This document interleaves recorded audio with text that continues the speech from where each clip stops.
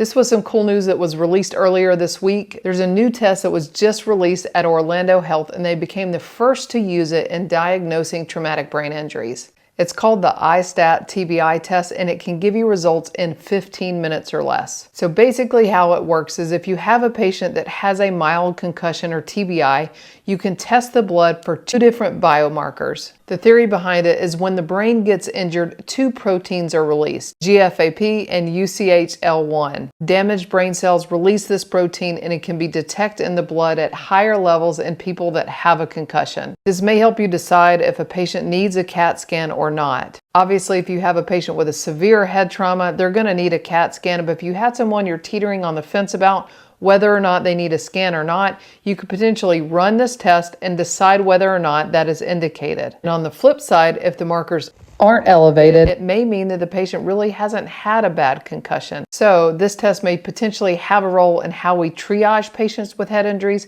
and how we potentially treat athletes with head injuries. Pretty cool relationship of how we take science and translate it to clinical medicine and how we could potentially make a difference.